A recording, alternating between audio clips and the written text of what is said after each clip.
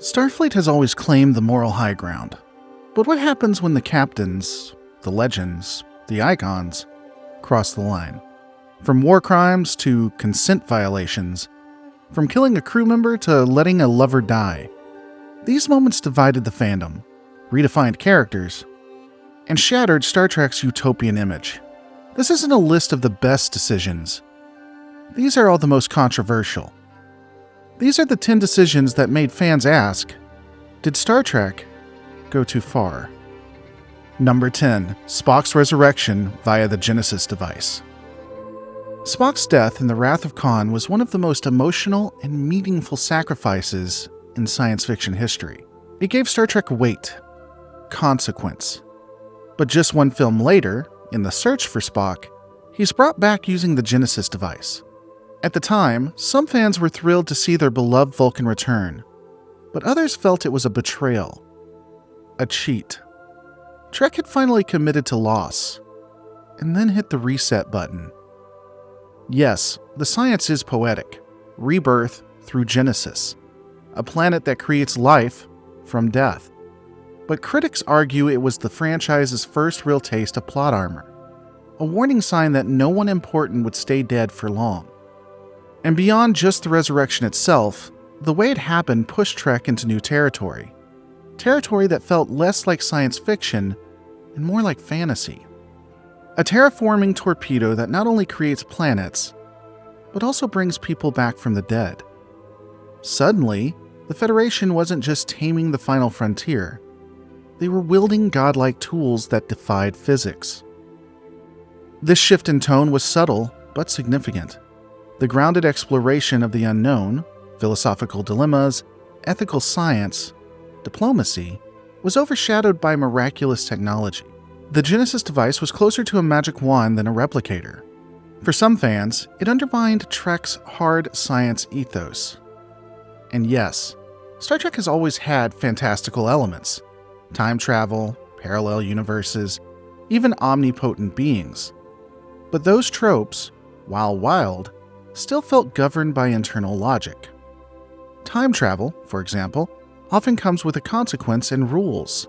Slingshot maneuvers, temporal paradoxes, chronometric calculations. It was rarely treated as magic. Even Q, as godlike as he is, exists within a mythos that tries to define and contain him. The Genesis device broke that mold. It was a miracle box, a do-everything weapon of creation that, conveniently, also undid death. There were no real rules, no scientific cost beyond vague instability. And that's what made it different. Not that it was spectacular, but that it felt unearned. It's no coincidence that later criticisms of Star Trek Into Darkness, when Kirk dies and is resurrected by Khan's superblood, echo this moment. The problem wasn't just that people could come back. It's that the rules of the universe no longer felt consistent. Was it necessary? That's debatable. Was it powerful? Arguably. But it left behind a question that would haunt Star Trek for decades. Do sacrifices in Trek actually matter if they can be reversed? Number 9. Treatment of Eddington and the Maquis by Starfleet. When the Maquis first appeared, they weren't enemies of the Federation. They were its cast-offs. Colonists who found themselves suddenly under Cardassian rule after a fragile peace treaty. Starfleet told them to stand down and stay put. And when they didn't, Starfleet branded them traitors. At the center of that firestorm was Michael Eddington, a decorated officer who defected and became one of the Maquis' most dangerous leaders. To him, the Federation had lost its soul. He called it an empire in denial, using diplomacy to cloak domination. To Starfleet, Eddington was a terrorist, a traitor, an embarrassment that needed to be erased. But here's the controversy. Was he wrong? The Maquis weren't rebels by choice. They were abandoned. The Federation signed a peace treaty with the Cardassian Union, and part of that treaty redrew the border. Entire colonies were handed over. Citizens who had spent generations on those planets were told to relocate or live under Cardassian control. Many chose to stay, and when they did, the Federation made it clear they were on their own. The result was a slow-motion betrayal. Federation citizens, some of them former Starfleet officers, were left to face a hostile regime without support. When the Cardassians inevitably cracked down, the colonists fought back, and when they fought, the Federation labeled them insurgents. It's one of the most morally ambiguous moments in Trek history. The Federation chose peace with a known enemy over loyalty to its own people. You could argue that preserving the treaty prevented a full-scale war, but it came at a cost. The trust of the very people Starfleet swore to protect. Even Sisko took the choice personally. After Eddington outmaneuvered him several times, Sisko snapped. He poisoned an entire Maquis-held planet's atmosphere, forcing hundreds of people to evacuate. Arguably, some of them died. He threatened to do it again unless Eddington surrendered. That wasn't just a tactical move, it was vengeance. And it worked. Some fans argue Sisko had no choice. Eddington was disrupting diplomacy, endangering lives, and fueling a war that could drag the quadrant into chaos. Starfleet had to act. But others see this as a turning point. A moment when the Federation proved it would sacrifice principles to protect image. That it would rather burn its own fringe worlds than admit it made a mistake. And that when diplomacy fails, the mask comes off. Eddington's words still haunt. You're worse than the Borg. At least they tell you about their plans for assimilation. In the end, the Maquis were all but wiped out. By the Dominion, not the Federation. But their story leaves a bitter aftertaste. These weren't Klingons or Romulans. They were Federation citizens. And Starfleet treated them like enemies. Was Eddington a villain? Or was he a man who saw the truth and was punished for it? Janeway allies with the Borg. The Borg are Star Trek's ultimate nightmare. Cold, relentless, unstoppable. The enemy that doesn't negotiate, just assimilates. So when Voyager encountered them in the Delta Quadrant, everyone expected the usual response. Shields up, phasers out, get the hell out of there. But Captain Janeway did something unthinkable. She proposed an alliance. In Scorpion, Part 1 and 2, the Borg are locked in a war with an even deadlier species, 8472, and Janeway, desperate to protect her crew, offers them a deal. Voyager will help the Borg defeat 8472 in exchange for safe passage. It's one of the boldest plays in Star Trek history. Janeway outmaneuvers the Borg, rescues her ship, and walks away with a new crew member, 7 of 9. But it's also one of the most controversial. To some fans, this was Janeway at her best. She was tactical, she was being pragmatic, and she was willing to get her hands dirty to protect her people. She didn't give in to the Borg, she used them. To others, she crossed a line no Starfleet captain should. She gave weapons to the Borg. She empowered the most dangerous force in the galaxy and made a deal with evil. The ethical debate is fierce. Did Janeway have a choice? That depends on how you interpret the stakes. Voyager could have retreated, found a longer, less dangerous route. Chakotay argued exactly that, warning Janeway not to give the Borg anything that can make them stronger. And he wasn't wrong. Choosing not to act might have cost them time, but it wouldn't have empowered their greatest enemy. On the other hand, doing nothing meant giving Species 8472 free rein to annihilate the Borg, and possibly continue from there. They were already demonstrating a willingness to wipe out all biological life in the galaxy. At least one of them wanted that. Helping the Borg stop them wasn't just survival, it may have prevented a greater catastrophe. In that light, Janeway's deal wasn't just pragmatic, it was preemptive.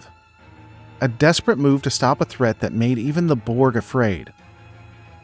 Whether you see that as courage or recklessness depends on one question. What did Janeway risk more? The lives of her crew or the future of the galaxy? The partnership blurred moral boundaries. Janeway didn't just tolerate the Borg, she negotiated. She had a strange kind of respect for them. She gambled with Federation values. Some argue she gambled with the galaxy. And then there's 7 of 9. The alliance directly led to her arrival on the ship. Janeway didn't just save her, she made her a project, a redemption arc. But that also raised another question. Did Janeway liberate 7, or reprogram her into the human she wanted her to be? The legacy of this decision reverberates through Voyager and beyond. Without it, 7 never joins the crew. But also, the Borg might not have survived long enough to threaten the Alpha Quadrant again, and Species 8472 might have gone on to exterminate all life unchecked. Or maybe diplomacy would have won out and the Borg would have been destroyed, and Species 8472 would have returned to their realm. So what was it? Brilliant leadership? Or an impossible situation? Or just a dangerous compromise that betrayed Starfleet's soul? Chapter 7. Picard exposes the Phase Cloak. Captain Picard has always been the prototype Starfleet officer. He was measured, just, and some considered him unshakable. A man who doesn't just uphold Federation ideals, he embodies them. But in the Pegasus, he makes a decision that splits the fandom. He exposes a top-secret Starfleet project to the Romulans, the development of a phase cloak which allows ships to pass through solid matter. The catch? It was illegal. The Federation had signed the Treaty of Algeron decades earlier, banning cloak technology altogether. Starfleet had violated that treaty in secret, and Picard, once he learns the truth, chooses transparency over secrecy, even if it means handing vital information to their greatest adversary. Some fans view this as one of Picard's most principled moments. He doesn't just preach Federation ideals, he lives them. Honesty, integrity, rule of law. Exposing the Pegasus project was a way of saying, we are better than this. But others, they saw a betrayal. Picard revealed a major military secret to the Romulans. Not even just any secret, cloaking tech that could phase through matter. A game changer. Imagine what the Romulan Star Empire could do with that knowledge. How many lives might be lost if they replicated? Was Picard naive? Did he put ideology above security? Some would argue that he was the only one to uphold the treaty, even when his own government broke it. And then there's the hypocrisy. It's not like the Federation would sometimes bend the rules. So why draw the line here? The answer might lie in how dangerous the phase cloak actually was. The original Pegasus crew died because of it. The experiment was so dangerous that even Starfleet buried it. Picard saw the consequence firsthand, and decided secrecy was no longer acceptable. But in doing so, he reopened a larger debate. Can the Federation claim moral superiority while secretly building weapons it condemns in others? The Romulans are ruthless, at least they're honest about it. The Federation? Sometimes they smile while hiding the knife. Was Picard a hero for telling the truth? Or did he compromise Starfleet's safety in the name of idealism? Number 6. Sisko lies to pull the Romulans into the war. Some call it Deep Space Nine's greatest episode. Others call it a betrayal of everything Starfleet stands for. In the Pale Moonlight, Captain Benjamin Sisko conspires with Garrick to manipulate the Romulan Empire into joining the war against the Dominion. They fake evidence, a Romulan senator is killed, and the plan works. The Romulans declare war on the Dominion and tip the balance of power. But the price is Sisko's soul. He lies, he covers up a murder, and he records a personal log admitting everything, then deletes it.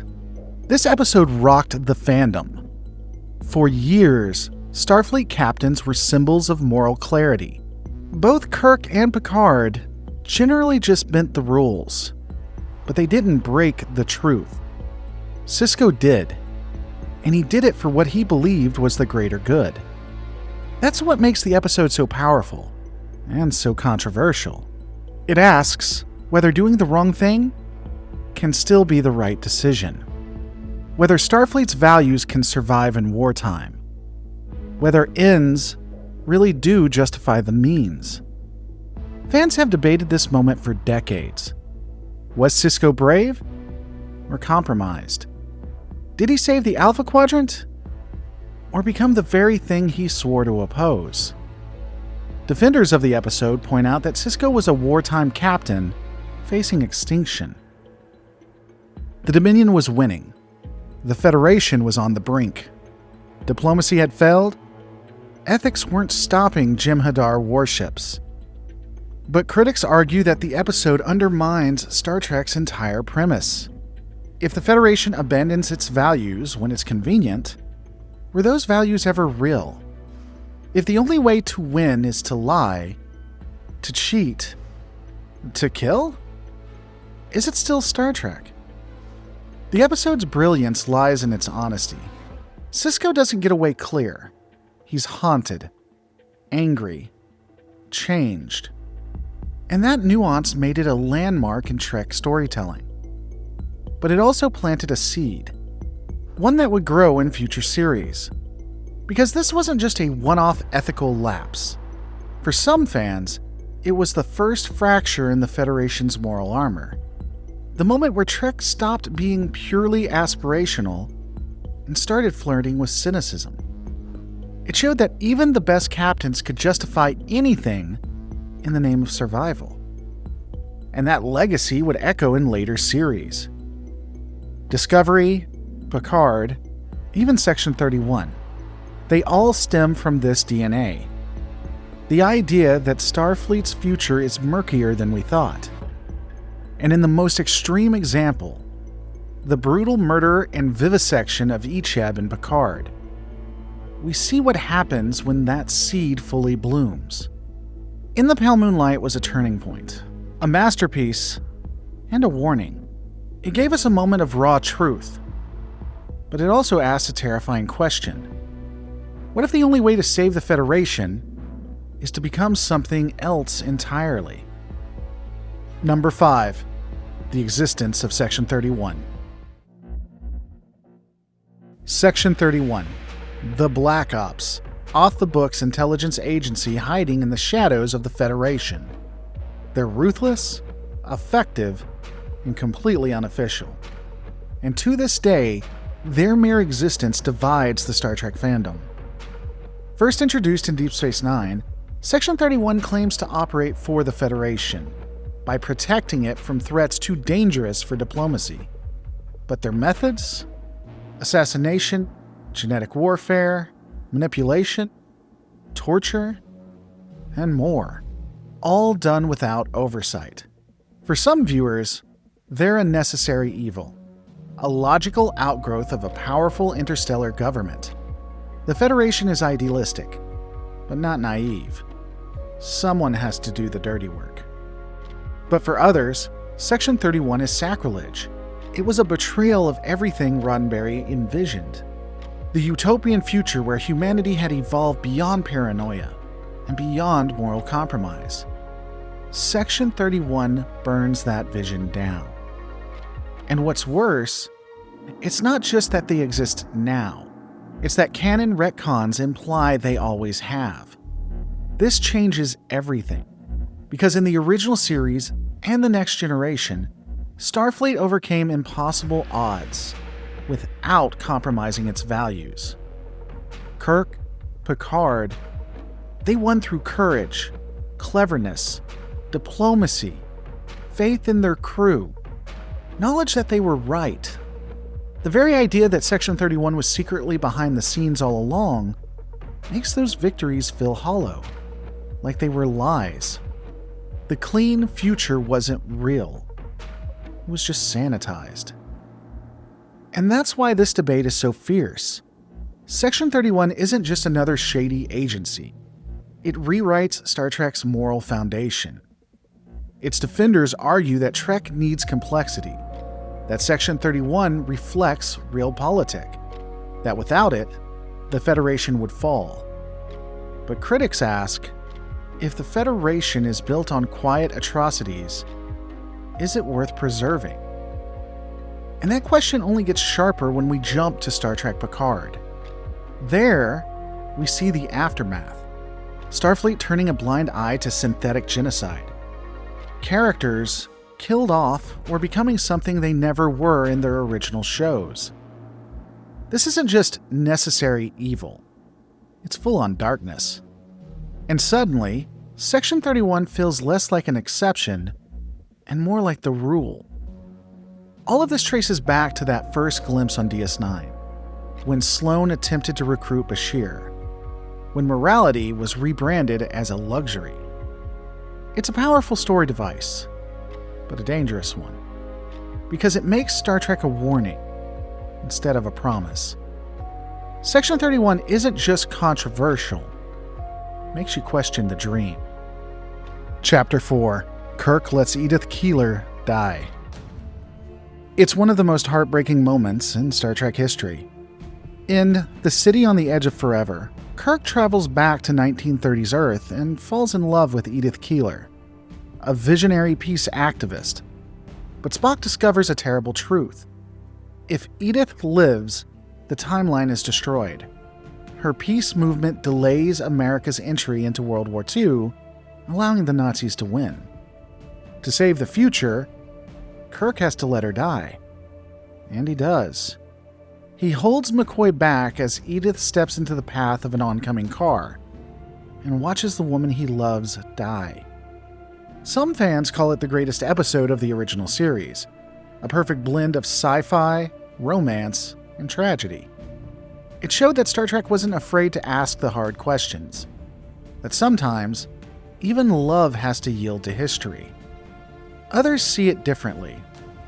They ask, did it have to happen this way? Couldn't there have been another solution?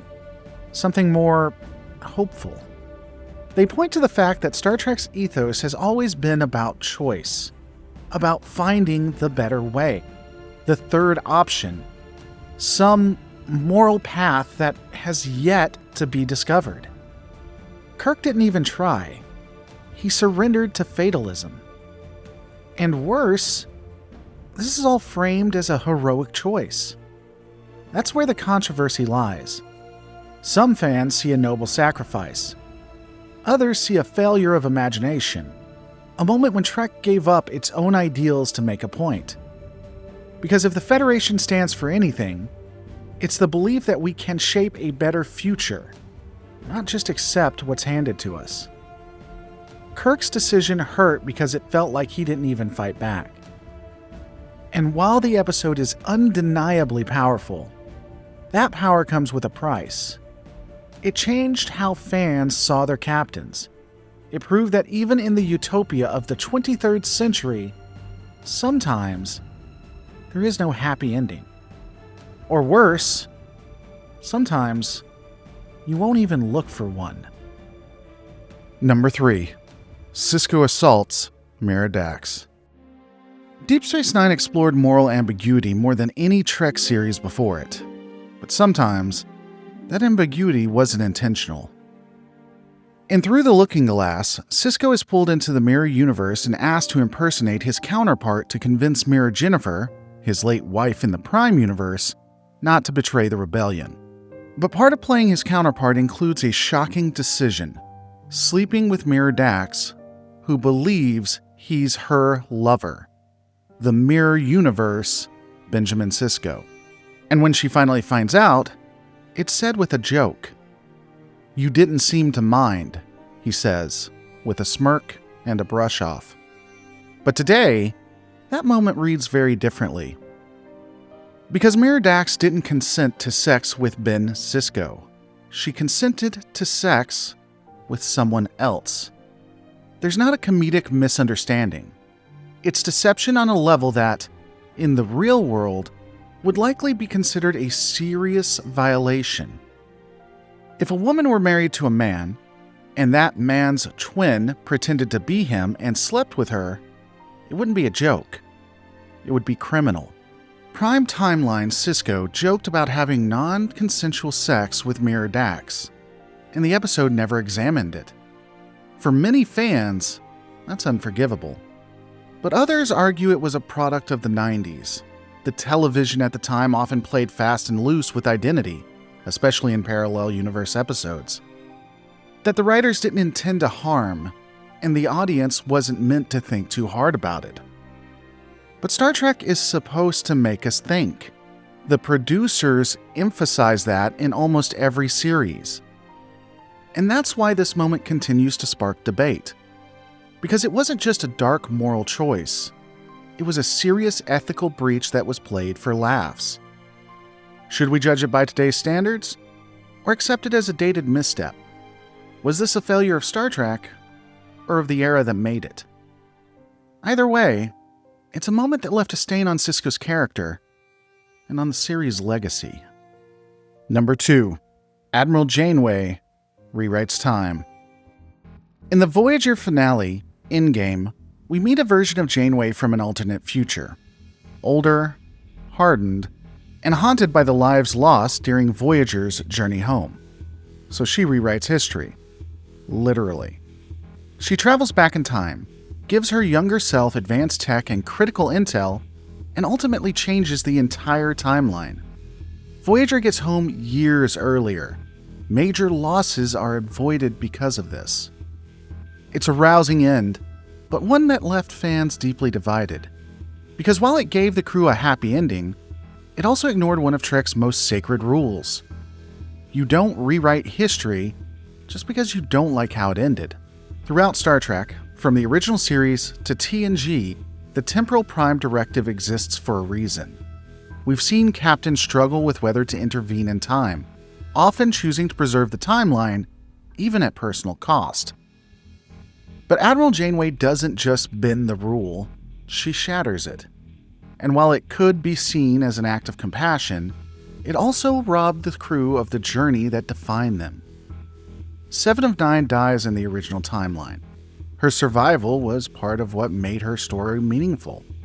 Tuvix suffers from a degenerative illness, but removing that pain alters the personal growth he might have experienced. Some fans view her actions as selfish, that she erased years of experience in bonding, sacrificed potential futures, and unilaterally decided which timeline mattered most. Not to mention all of the children that probably wouldn't be born that we see at the beginning of the episode. Others defend her choice. She couldn't sit back and watch people she loves suffer, especially when she had the power to stop it. It would be considered a betrayal of time, but it also saved her crew. Though if we're being honest, she had multiple instances when she could have done this. An example would be having Q's baby to get back home. But let's not talk about that. Some also theorize that maybe, just maybe, it prevented something far worse.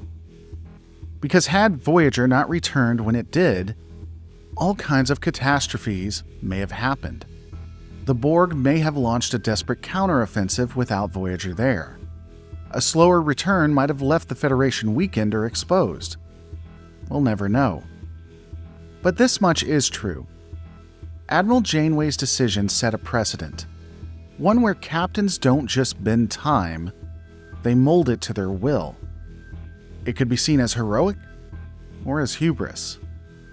And for many fans, it was the beginning of a long line of morally ambiguous choices in modern Trek, where the ends began to justify the means. Was it a victory or a betrayal of Starfleet's core ideals? It depends on which future you believe in. Number 1. Janeway kills Tuvix. Star Trek has asked many questions. Some were about war. Others discussed the identities of the people that we're looking at. A lot of them just had sacrifice. In the Voyager episode Tuvix, an accident merges Tuvok and Neelix into a single being, Tuvix. He has their memories, their personalities blended into a thoughtful, competent, and, by all accounts, better officer. Even Janeway herself admits he was more efficient, more capable than either of his original components. And for a time, he thrives. The crew adapts. He earns friendships, admiration. But when the Doctor discovers a way to reverse the fusion, everything changes.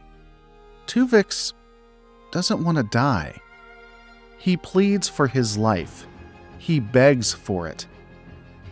Janeway chooses to separate him, restoring Tuvok and Neelix, but effectively killing Tuvix. It's the most controversial decision in Star Trek history. Some defend Janeway's choice as necessary. She had a duty to her crew, to restore lost friends. Others argue that the ends don't justify the means, that a new sentient being was murdered so things could go back to the way they were. Even Janeway's rationale walks a delicate line. Tuvix wasn't dangerous. He wasn't failing. In fact, he was arguably better suited to the challenges Voyager faced. Fewer crew members meant less strain on limited supplies, one less mouth to feed, less energy used. There were fewer demands on the ship's ecosystem. Tuvix also possessed the calm logic of Tuvok and the social intuition of Neelix. He was emotionally stable, diplomatically skilled. Ultimately, he was highly adaptable. In many ways, he combined the best of both men and exceeded them. Janeway, as I've stated before, even acknowledged that his contributions were exemplary. But instead of adapting to this new life, the choice was made to undo it. Even within the fandom, the ethics of Janeway's choice have become a litmus test. What do you value more? Individual rights or restoring the status quo? Is a life created by accident still sacred? And can a Starfleet captain ever justify taking a life for the sake of convenience or comfort? The episode offers no easy answers. It ends not with a moral reckoning, but with silence. No court-martial, no debate. Just a return to normal. And that's what makes it so haunting. Because in a universe where morality is often clear, this moment wasn't. Tuvix didn't sacrifice himself. He was sacrificed by Starfleet. And Voyager never looked back. The story cuts to the core of Trek's utopian ideals. What happens when doing the right thing means living with the wrong choice? Did Janeway preserve her crew or betray her own ethics? The fandom remains divided, and maybe that's the point, because Star Trek has always been about asking the hard questions, and in the case of Tuvix, the question isn't just what Janeway did, it's what we would have done. Across its many series and decades of storytelling, Star Trek has challenged us, not just with phasers and starships, but with impossible choices. From Sisko's forged conspiracy to Janeway's moral sacrifice, from Section 31's shadow games to Picard's uncompromising idealism. These decisions weren't just dramatic, they were divisive. They forced us to ask who we are and who we want to be. Sometimes Trek stumbles. Sometimes it dares to ask a question it doesn't have the courage or time to answer. But in those moments, it gives us something rare in fiction, the space to decide for ourselves. And that's what makes these controversies matter. Not because they broke the rules, but because they asked what the rules should be. So now it's your turn. What do you think was the most controversial decision in Star Trek? Did I miss one? Did I get one wrong? Drop it in the comments. Because in the end, Star Trek isn't just a story we watch, it's a future we shape, one debate at a time.